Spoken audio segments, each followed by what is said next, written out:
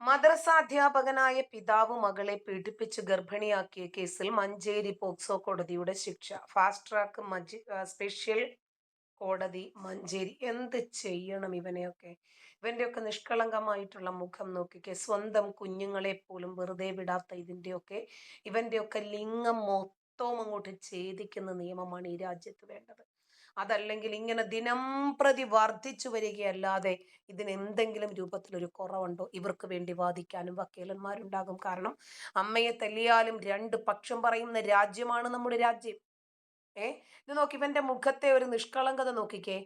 കവിള് ചേർത്തുണ്ടല്ലോ, ഞാനൊന്നും പറയുന്നില്ല, അടിച്ചു പൊളിക്കുവാണ് ഇവനെയൊക്കെ ചെയ്യേണ്ടത്. ഇവന്റെ ഇവൻ കഷ്ടപ്പെട്ട് ഉണ്ടാക്കി വളർത്തി പറഞ്ഞിട്ട് കാര്യമൊന്നുമില്ല.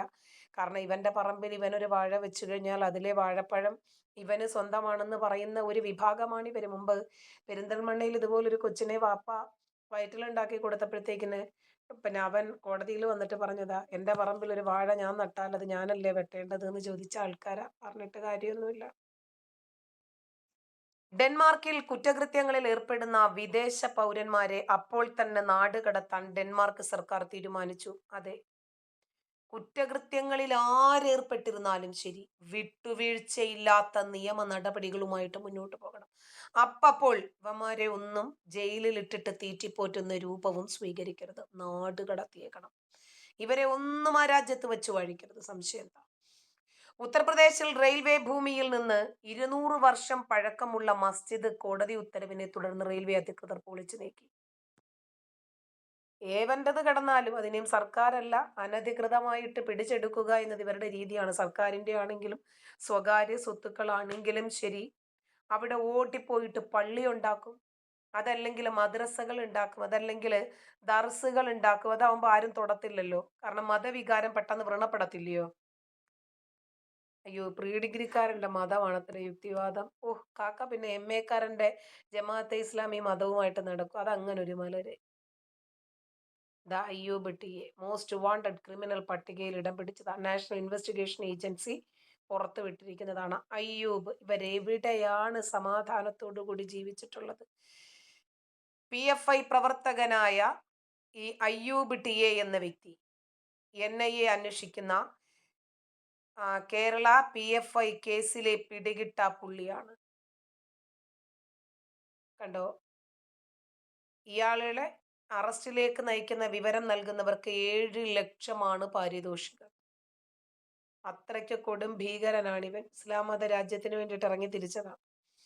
കൊമേനിയുടെ സംസ്കാര ചടങ്ങിൽ 14 മാസം പ്രായമുള്ള കൊച്ചുമകളുടെ ശവപേടകവും വിതുമ്പി ഇറാൻ. വിതച്ചതല്ലേ കാക്ക കൊയ്യാൻ പറ്റും? ഇതുപോലെ ഒരുപാട് ശവം ഉണ്ടാക്കിയ ആളാണിവൻ, പിന്നെ വിതച്ചതല്ലേ കൊയ്യൂ. ഭീകരവാദം അവസാനിപ്പിക്കാതെ പാകിസ്ഥാൻ ഒരു തുള്ളി വെള്ളമില്ല. കൊടുക്കരുത്, കൊടുക്കരുത്. ഭീകരവാദത്തെ ഊറ്റിക്കുടിച്ചുകൊണ്ട് കിടന്ന് ജീവിക്കാൻ പറ. പ്രാകൃതമായ ഗോത്രവർഗ വിശ്വാസമാണ് എനിക്ക് നേരെയുള്ള ആക്രമണത്തിന് കാരണം. ഉന്മൂലനം ചെയ്യേണ്ടത് ആ വിശ്വാസങ്ങളെ. അതെ, മറ്റെല്ലാം ഇരകളാണ്. മഴു ഇരയായതുപോലെ അവരുമൊക്കെ ഇരകളാണ്. പ്രാകൃതമായിട്ടുള്ള 6-ാം നൂറ്റാണ്ടിലെ ആ ഗോത്രീയതയാണ് അവർ വച്ചു പുലർത്തിയത്. അത് തന്നെയാണ് ഖുർആൻ പഠിപ്പിക്കുന്നത്.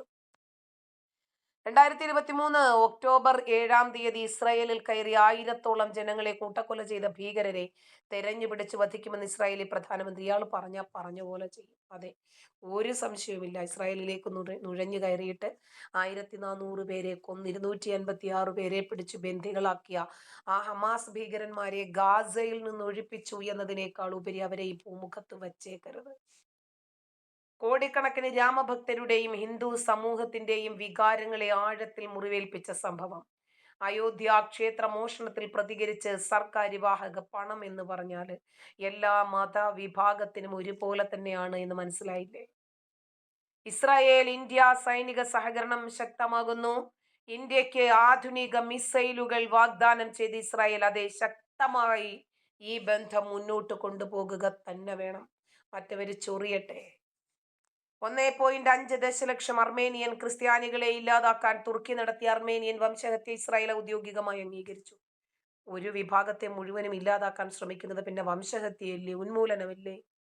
അതിന്റെ പേര് തന്നെയാണ് ഉന്മൂലനം. ഇറാൻ പരമോന്നത നേതാവ് ആയത്തുള്ള അലി ഖൊമേനി അയാളുടെ മരണ സംസ്കാരത്തിന് ശവസംസ്കാരം എന്ന് പറവച്ചേ. ശവസംസ്കാരത്തിന് സുരക്ഷാ കാരണത്താൽ മകനും ഇറാന്റെ പുതിയ പരമോന്നത നേതാവും ആയിട്ടുള്ള മുജ്തബ ഖുമൈനി പങ്കെടുക്കില്ല. വേണ്ടെന്നേ, അവൻ പോയി ചത്തു കറിഞ്ഞു ഹൂറികളുടെ കൂടെ പോട്ടെ, നീ ഒന്നും പോണ്ടറാ. നീ പോയാ മൊസാദ് നിന്റെ തലയെടുക്കും, ഒരു മൂലയ്ക്ക് പോയിരുന്നോ. ഗുജറാത്തിലും മധ്യപ്രദേശിലും മദ്രസകളിലൂടെ ജെയ്ഷെ ശൃംഖല 8 ഭീകരന്മാർ അറസ്റ്റ്. നോക്ക്, ഓ എന്തൊരു നിഷ്കളങ്കതയാണോ. 18 വയസ്സിലാണ് ഇവൻ ഈ ഭീകരതയിലേക്ക് പോയത്. ആസനത്തിൽ ഈർക്കൽ കെട്ടണം നാറികളുടെ. നോക്ക് ഇവന്റെയൊക്കെ മോന്ത നോക്ക്. ഇത് അവരാരെങ്കിലും ഇടിച്ചു മൂക്കിങ്ങനെ ആക്കിയതാണോ അതോ സ്വതവ ഇങ്ങനാണോ എന്ന് അറിയത്തില്ല. എന്തോ ആവട്ടെ. കണ്ടില്ലേ, നമ്മുടെ രാജ്യത്തിന്റെ സമാധാനം തകർത്തിട്ട് ഇസ്ലാമിക രാജ്യം ഉണ്ടാക്കാൻ വേണ്ടിയിട്ട് നടക്കുക. ഇസ്രായേൽ സൈന്യം ഏകദേശം 9,000 ഹിസ്ബുള്ള ഭീകരരെ വധിച്ചു എന്ന് ഇസ്രായേൽ പ്രധാനമന്ത്രി ബെഞ്ചമിൻ നെതന്യാഹു. 9,000 മൊത്തത്തിലും തീർക്കണം, മൊത്തം ഹിസ്ബുള്ള കുഞ്ഞുങ്ങളെ. ഇറാൻ നേതാക്കളെ വധിക്കാൻ ഇസ്രായേൽ നീക്കം ചോർത്തി നൽകിയ അമേരിക്ക. അതൊക്കെ ഇവരുണ്ടാക്കുന്ന ന്യൂസുകളാണ്.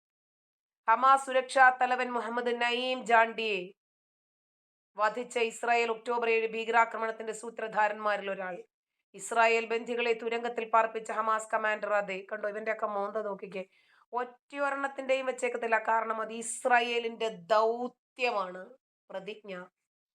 2014 ശേഷം 20 ലക്ഷം പേരെ ഇസ്ലാമിലേക്ക് മതപരിവർത്തനം നടത്തിയെന്നും മോദിയെ യോഗി ആദിത്യനാഥിനെയും ഇസ്ലാമിലേക്ക് സ്വാഗതം ചെയ്ത് UP ഇസ്ലാമിക മത പണ്ഡിതൻ. ഇനി ഇയാൾ സൂര്യപ്രകാശം കാണത്തില്ല കേട്ടോ. കാരണം UP ഇരുന്നിട്ട് മോദിയെയും യോഗിയെയും വരെ ഇസ്ലാമിലേക്ക് കൊണ്ടുവരുമെന്ന് ഇവൻ പറഞ്ഞിട്ടുണ്ടെങ്കിൽ ഇവന്റെ കാര്യം പോക്കാണ്. രാജ്യ തലസ്ഥാനത്ത് ഭീകരാക്രമണം നടത്താൻ ഗൂഢാലോചന. 4 പേരെ Delhi police special cell arrest ചെയ്തു. ഭീകരാക്രമണ പദ്ധതി ISI ഭീകരൻ ഷഹ്സാദ് ഭട്ടിയുടെ നിർദ്ദേശപ്രകാരം. ഏത് പട്ടിയാണെങ്കിലും ശരി, ഇവനെ ഒന്നും വച്ചേക്കരുത്. കണ്ടോ, നമ്മുടെ രാജ്യം തകർക്കാൻ വേണ്ടിയിട്ട് ശ്രമിക്കുക. ഏതെല്ലാം രൂപത്തില്.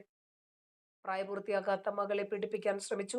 അയൽവാസിയുടെ കാലച്ചൻ തല്ലിയൊടിച്ച്, അല്ലാതെ പിന്നെ എന്തോ ചെയ്യണം.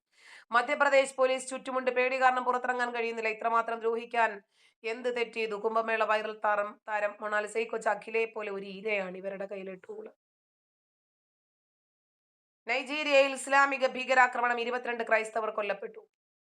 പ്ലേറ്റോ സംസ്ഥാനത്തുള്ള മുഷേരെ നഗരത്തിൽ ഇസ്ലാമിക തീവ്രവാദികൾ നടത്തിയ വെടിവയ്പിൽ തീവ്രവാദികൾ ഒരു വീടിനുള്ളിൽ അതിക്രമിച്ചു കയറി വാതിലുകൾ അകത്ത് നിന്ന് പൂട്ടിയ ശേഷം അവിടെ ഉണ്ടായിരുന്നവർക്ക് നേരെ വെടിയുതിർക്കി. ഇവരെ കൊണ്ട് പിന്നെ എന്തുവാ നടക്കുന്നത്?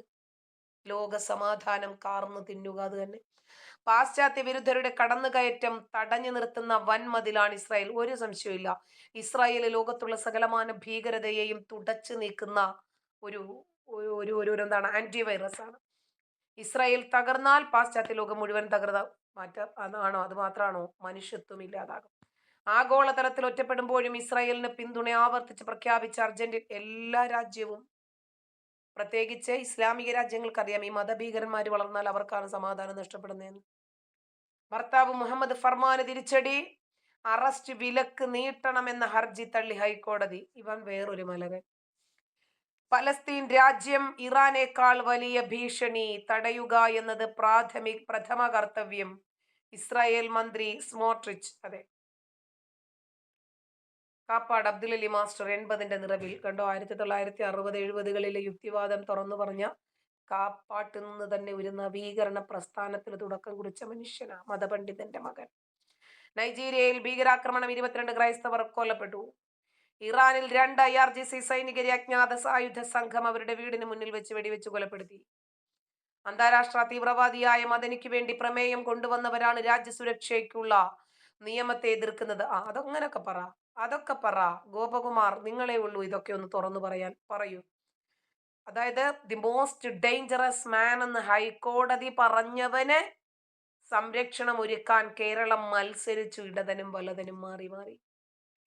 കേന്ദ്ര പ്രഖ്യാപനം ആശങ്കാജനകം. പാസ്പോർട്ട് പൗരത്വ രേഖയല്ല എന്ന നിലപാടിനെ പാണക്കാട് സാദിഖലി തങ്ങളെ കേന്ദ്ര സർക്കാരിനെ കുറ്റപ്പെടുത്തുന്നതിന് മുമ്പ് 1967 നിലവിൽ വന്ന പാസ്പോർട്ട് ആക്ടിലെ ചട്ടങ്ങൾ ഒരു യാത്രാരേഖ മാത്രമാണ് പാസ്പോർട്ട് എന്നുള്ളതെന്ന് വായിച്ചു നോക്കൂ. കണ്ടു, അതിനും നരേന്ദ്രമോദിയുടെ നെഞ്ചത്തിട്ടാണ് ഇവന്മാര് കയറുന്നത്. അത് അവിടെയല്ല. യഥാർത്ഥ പ്രശ്നം കിടക്കുന്നത് 67 നിലവിൽ വന്ന പാസ്പോർട്ട് ആക്ട് ആണ്. ഇവരോടൊക്കെ ആര് പറയാന്? ബംഗാളിലെ ആദ്യ ബജറ്റിൽ മദ്രസ ബജറ്റ് 5% വെട്ടിച്ചുരുക്കി BJP സർക്കാർ. മൊത്തം ചുരുക്കണം, മൊത്തം. മമതയുടെ കീഴിൽ ഉണ്ടായിരുന്നത് 5 കോടി. എത്ര കോടിയാ? 5713 അല്ലേ? 0.61 കോടി. ഓക്കെ. ഇപ്പൊ അത് 2165 50%. മതി മതി മതി മതി മതി, പകുതി മതി. മദ്രസവാണങ്ങൾ അങ്ങനെ വളരേണ്ട. ഒക്ടോബർ 7 2023 ഇസ്രായേൽ ആക്രമണത്തിൽ പങ്കാളിയായ ഹമാസ് സൈനിക വിഭാഗ കമാൻഡർ ഇസ്രായേൽ വധിച്ചു. കണ്ട ഓരോന്നിനെയും ഓരോ മൂലകളിലും തെരഞ്ഞു പോയിട്ട് ഇല്ലാതാക്കുക. ഇതാണ് ഇസ്രായേൽ.